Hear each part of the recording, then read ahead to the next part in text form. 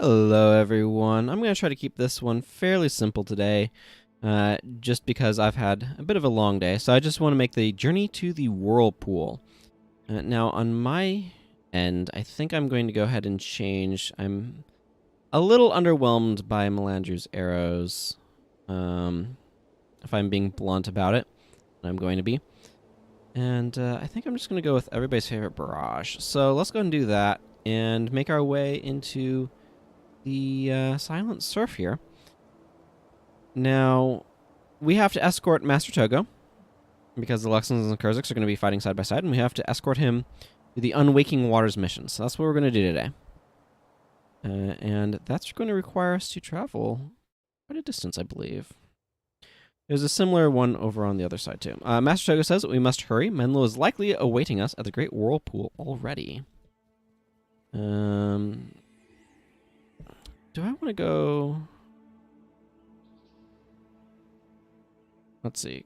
Because I need to get down to there. So our journey is to go down to there.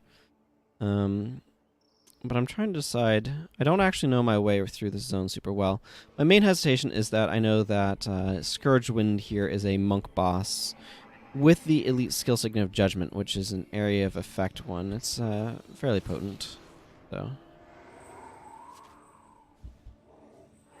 I'd like to avoid it if I can.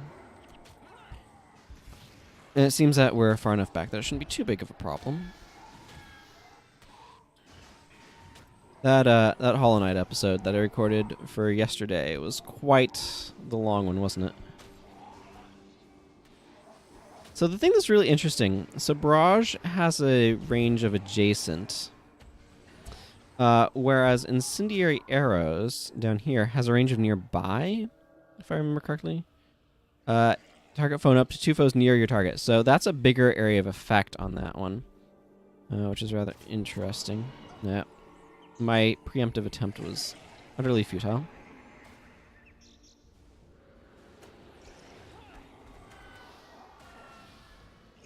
Divine Intervention is not very good. It's one of those spells that, like, when you kind of read it on its surface, it sounds pretty cool, but then, like, in practice, it's just... doesn't do enough. I'm going to actually raise the volume a bit, I think. Looks like it's kind of low.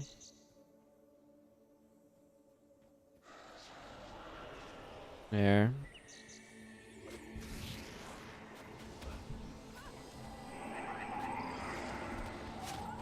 Ooh, no, that's nice.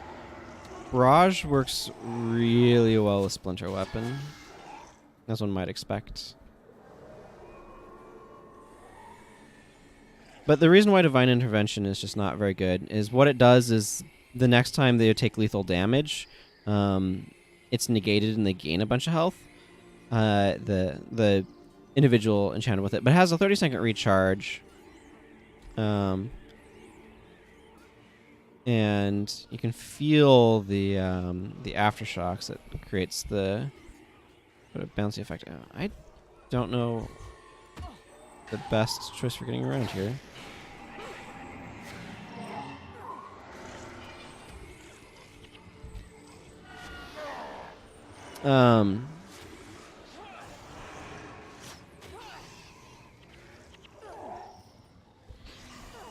Where was I? I don't remember anymore. That happens when you're doing commentary, because you can be distracted very easily by what's actually happening in the game and lose track of your train of thought. And usually you're either going to have one of two things happen. You're going to lose track of the gameplay, or you're going to lose track of your thought. And, like, neither of those is great.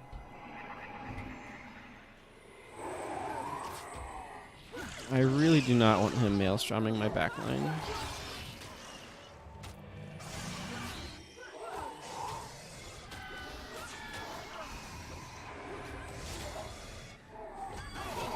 Oh, yeah, so I was talking about Divine Intervention not being a very good spell. Yeah, it's pretty terrible, actually. Because, like, you're wasting a skill slot on it is really the reason. You'd much rather have just a straight up standard issue heal than be trying to make that one work. Really what it comes down to. I should not be using body shot against someone without any conditions on them.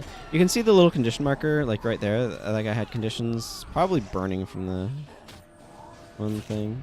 Ooh, stopped the spell.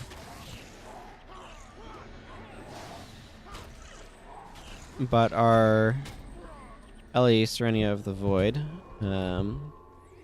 Ellie being short for Elementalist, is using Thunderclap, which puts cracked armor on them, and my body shot specifically gains you energy if they have a condition on them, or have cracked armor on them, which is primarily why I'm running it. The little bit of plus damage that it does is nice, but distinctly unimportant relative to that effect. Oh man, I do love a nice barrage into a splinter weapon. I'm probably going to be doing very minimal to no editing on this one, by the way. Because I'm doing something different with weekday stuff. You would have seen it at this point with the No Man's Sky. Where I'm recording it live on Twitch on my recording day of Thursday, just sometime in the afternoon, my time, which is Pacific, the Pacific time zone, whatever that ends up working out to be. And what that means is that I went for a rather long time, and also it's one giant thing. So normally I've recorded stuff kind of more piecemeal, where, by which I mean, like, I will record one video at a time, and this is going to be a bunch of them, so it's going to require me to do a little bit more to get it actually working properly. So that'll be interesting. Hopefully it turns out well. I suspect it will make the actual YouTube videos a little bit... I don't know if they'll be worse or just different. I kind of suspect they might be a little worse in some regards, but I don't actually know. But I'm interested in trying to build the sense of communication that you get through a live stream. And I do need to look at some of the stuff, potentially getting the chat to show up, because I realize that is quite important for making conversation between me and anyone in chat actually, like, followable. So we shall see. But anyway. Ooh, now that was a nice barrage of splinter weapon. As you might gather, I really enjoy a good barrage splinter weapon. Wallow damage.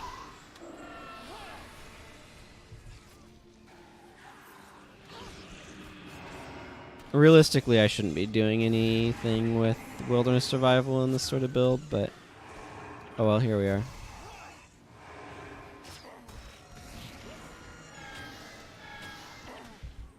You can see that this episode's going to be plenty long without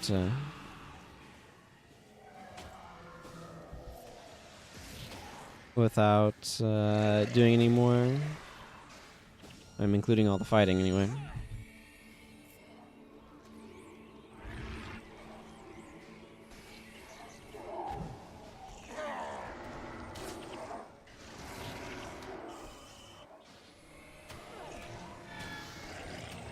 Trolling Ewan is such a mediocre... It's weird because, like, the effect is actually pretty good in terms of a lot of HP regen.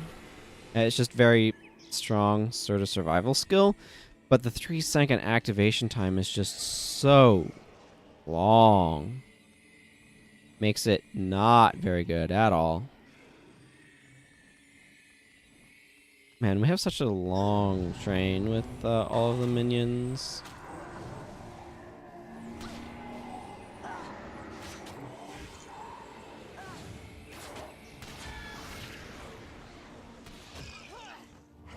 Need to stop this afflicted elementalist.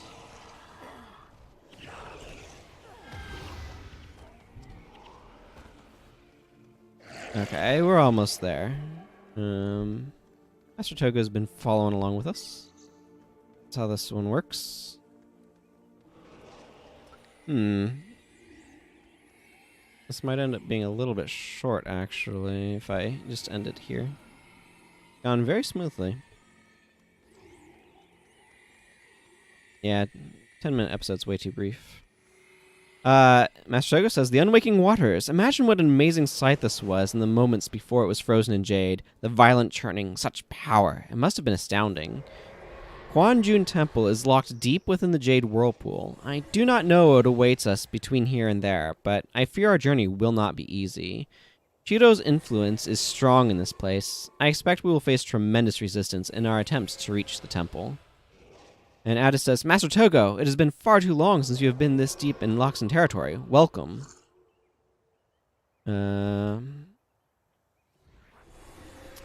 Anything further? I don't actually know. Master Togo says, remain alert at all times while you're here in Kaineng City. Yeah, that's an old dialogue. Interesting. Addis says, the Luxon champions await you at the Whirlpool. Be wary, there is great evil in this place. It is a rare day when the Luxons and Kurziks can set aside their differences for the common good. Truly, it is a feat only Master Togo and Menlo are capable of. It's just like old times. Those two are unstoppable. Well, let me know when you are ready, and I shall let you through. Let's go. When you are ready to travel, I will let you through to the Unwaking Waters. I am ready. Your entire party is about to be moved to the next area. Make sure all party members are ready first. Do you wish to continue? Yes. Yes. The harvest ceremony.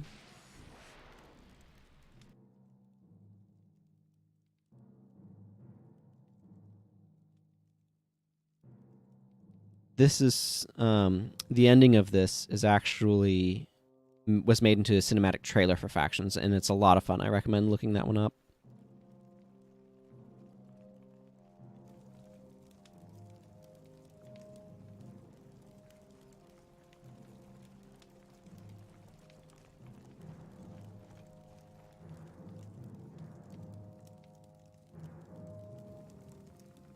Has the temple been secured? Yes, my Emperor. There is no one inside. Your safety is assured. You will allow my retinue and my bodyguard to pass. They're coming with me. But no one except you is allowed inside the temple. Those were your own orders. There's been a change of plans. You will let them through.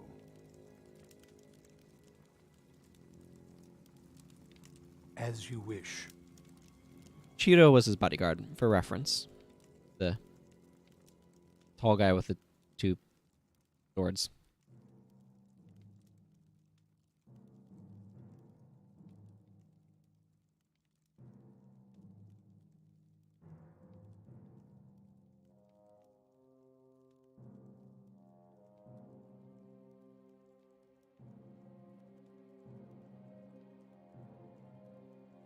Beware the harvest ceremony. He'd received a fortune from a fortune teller. The harvest ceremony. And it's, The Emperor. He is going to kill you. There's been a change of plans.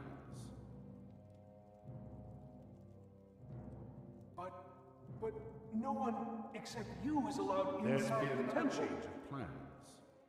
But no one except There's you is been a allowed change of inside the plans. temple. The Emperor. He is going to kill you.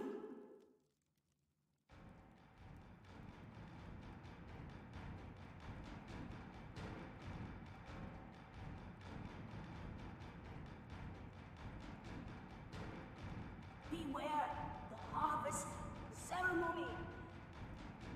You must make the choice. Him or you.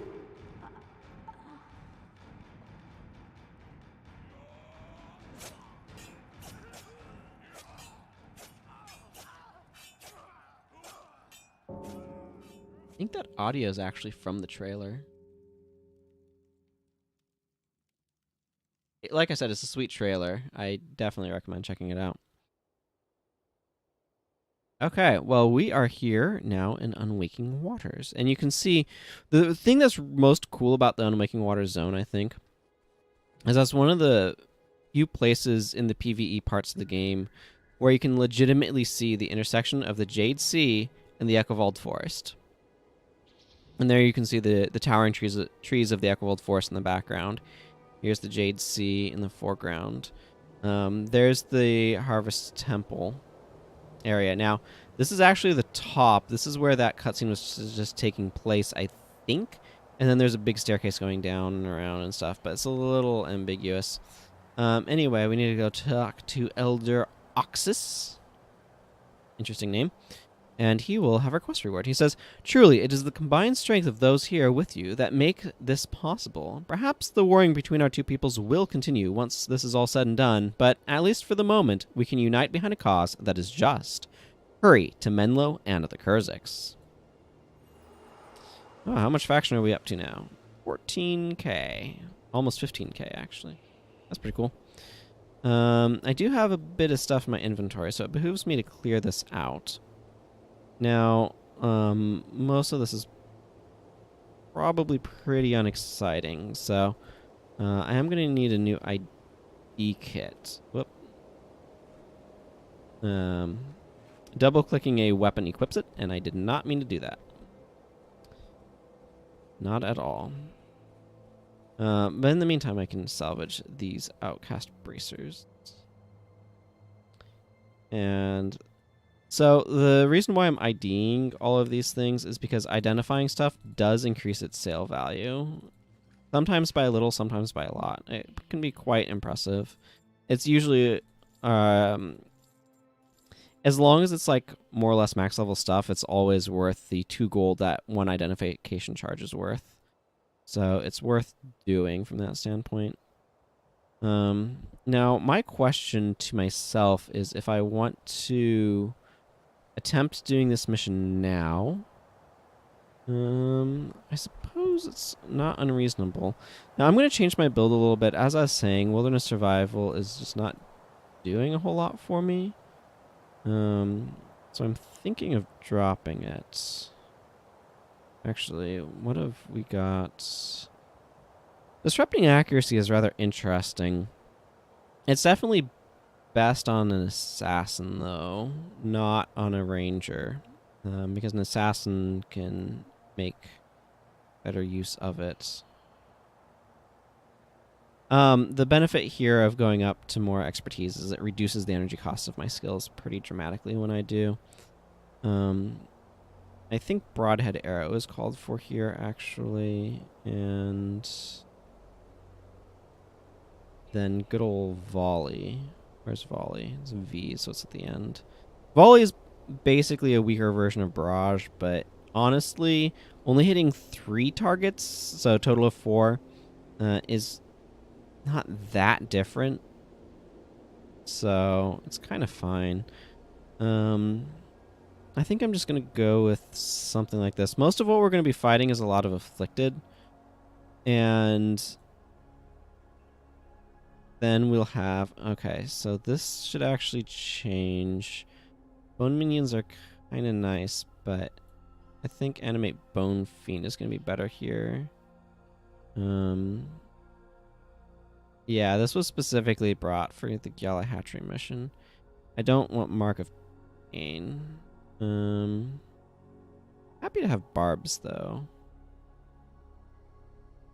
What would be good? That's an interesting question. Let's see. Whenever that...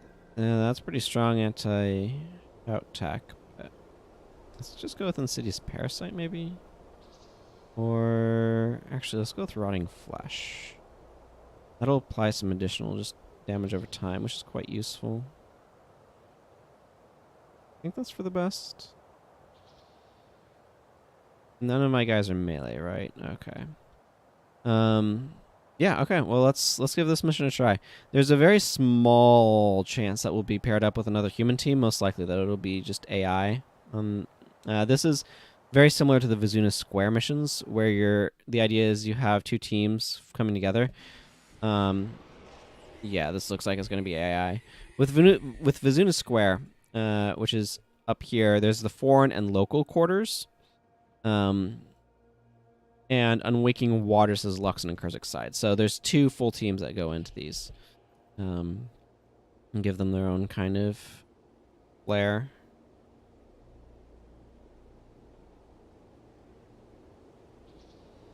Yeah, that's fine. So I would anticipate that there's not going to be any humans showing up, and we'll just get a spawn of henchmen over there. That's typically what happens. Back in the day, you could anticipate being actually paired up with humans, but it just doesn't happen these days. This is a good Crypt Shot bow, actually.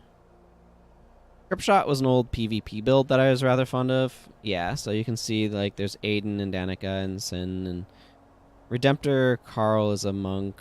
Danica is a monk.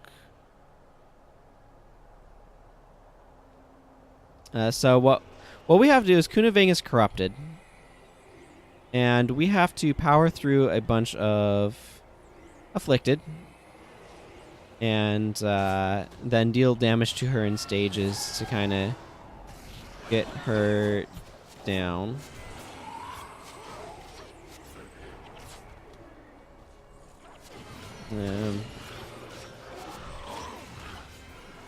And so there's just going to be a lot of afflicted, and we're going to need to take them down, and that's kind of that, I guess, really.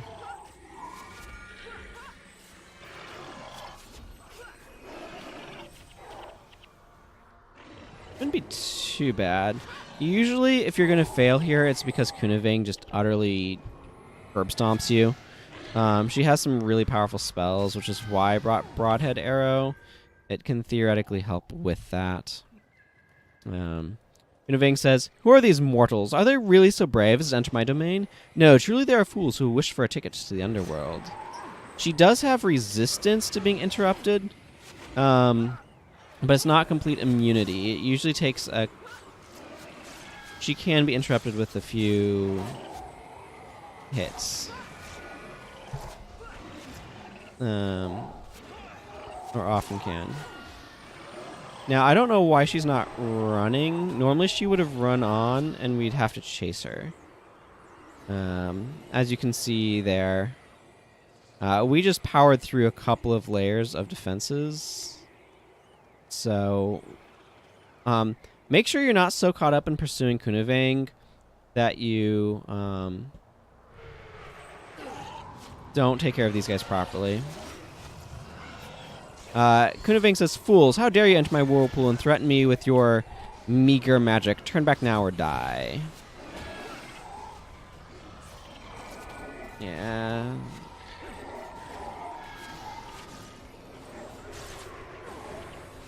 And Broadhead Arrows, super easy to dodge. There. These guys use Flesh on My Flesh, which is a resurrect. It's important to catch that. Kunaving says, "You have been lucky to get this far, but your luck has come to an end. There is still time to run if you have found your wits." Just for the curiosity, what do I get in this? Superior marksmanship? That's not worth anything. Okay, so this is another spot where you might die.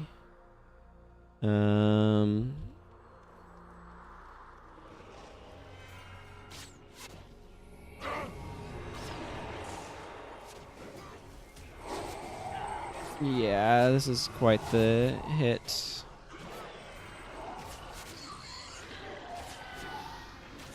Yeah, it's been cleansed too. Need to move out of that.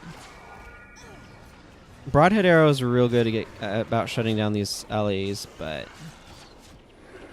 their monks do have cleansing skills, so we do have a res, right? Yeah, we should. Yeah, there we go. Does Elias have one? Oh, what do you know? He does. How convenient. Gwen should have a res too. There's also these resurrection orbs. You can drop them, and they'll resurrect everyone, regardless of whether or not they're in your party. Now, if Kunavang hadn't managed to run off, things would be a little bit easier for us. But as it is, she did.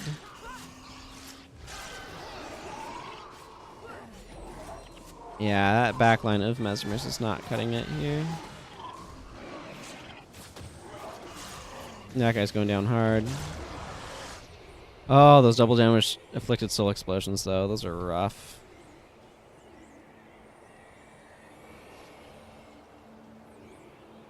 Okay, so I feel like we've made it through some of the worst part.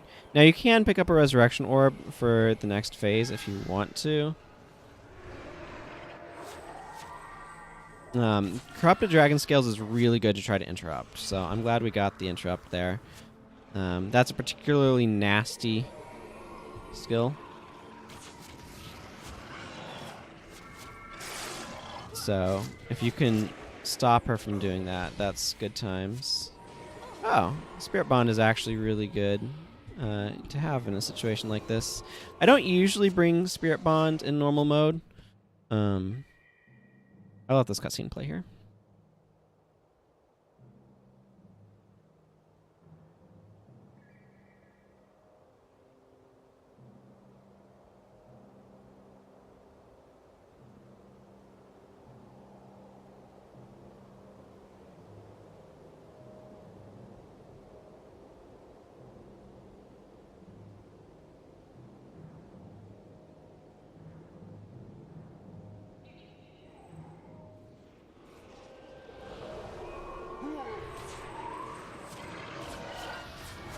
So, Spirit Bond, what that does is it, if damage would be over 60, you get healed by like 80 or whatever. So obviously it's only good if you're taking enough damage. And in normal mode, you don't tend to take hits for that big. You have released me from his grasp. Shiro's grasp?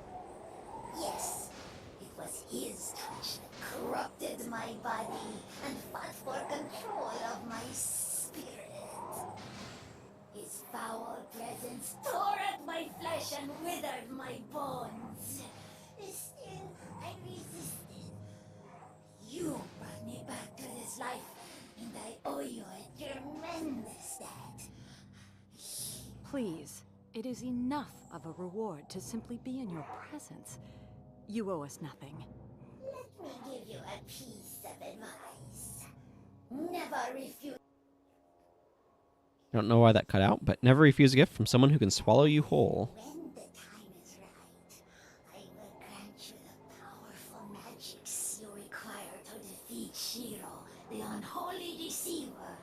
Together we will send him back to the underworld where he belongs. What is it he seeks?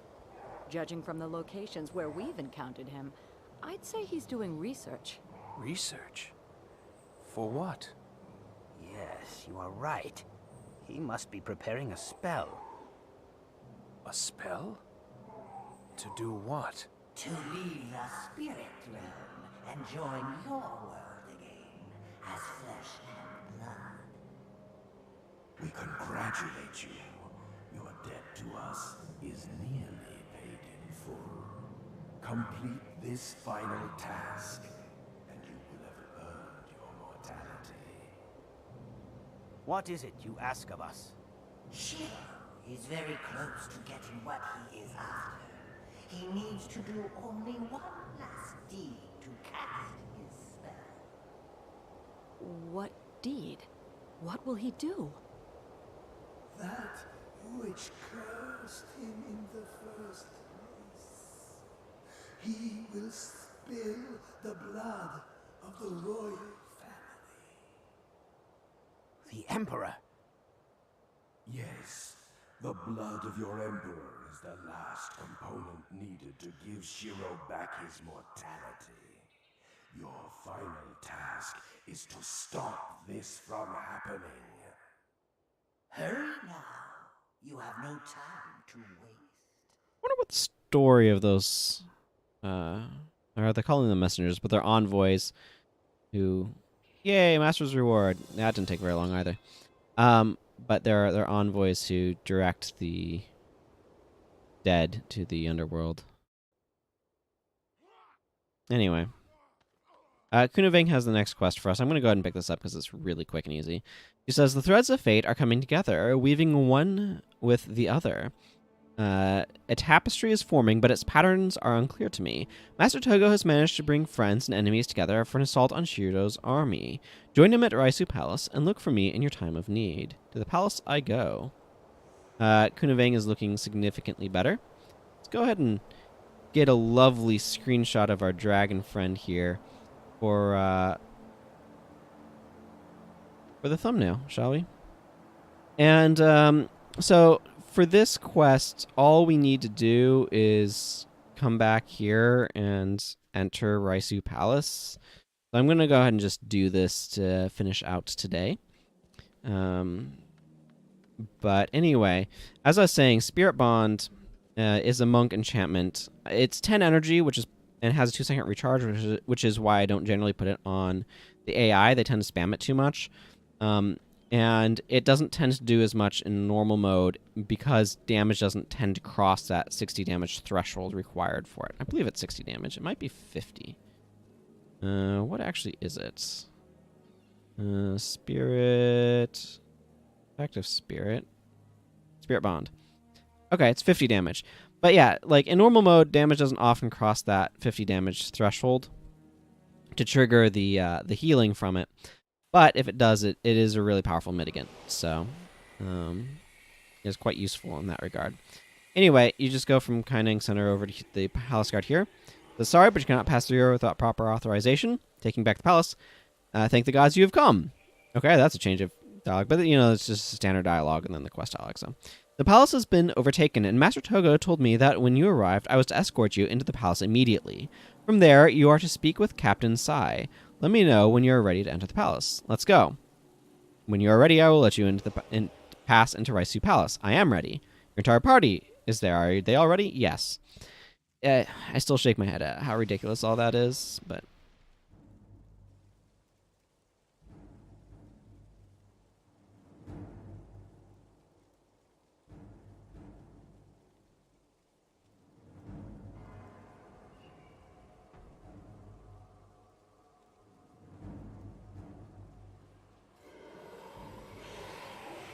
His corrupted army of Shiroken warriors.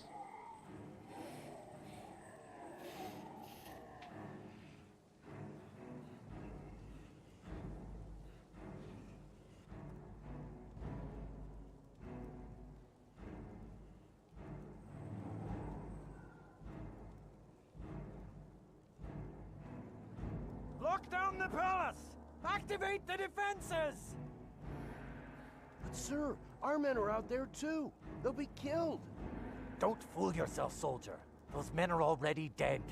And we will be too if you don't do as I tell you. As you command.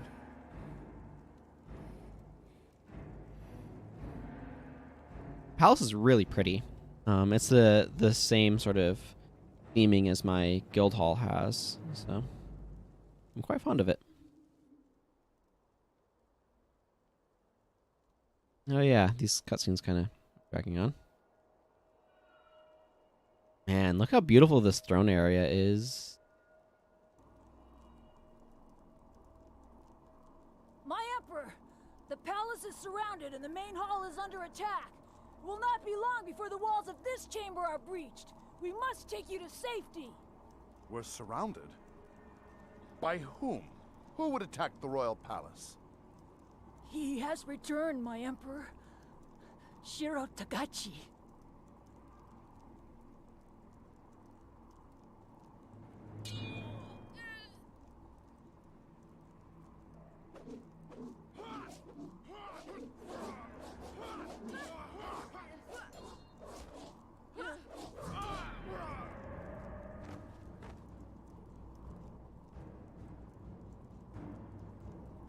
Do your worst. All in good time, Emperor. All in good time.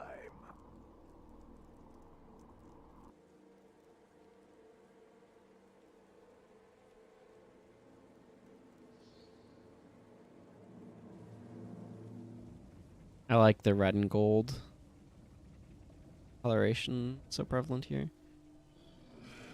And there's Kunavang just flying right through that gate.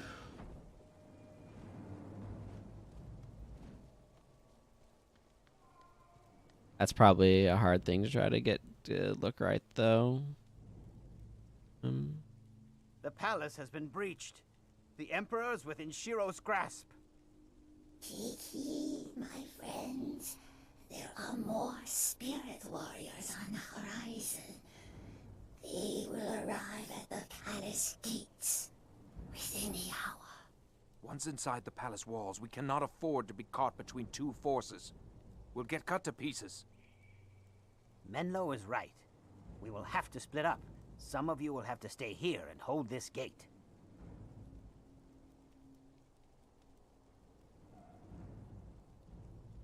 Yep. We'll see the mechanics of this later, but for now, I'm just going to go ahead and talk to the captain and get my quest reward and call it there. So, you can see a portrait of the Emperor's back there. Really cool. So Captain Say says, as you can see, the palace has been breached. It is absolute chaos in there. The afflicted are spreading their sickness to all within, and Shiro has taken the Emperor.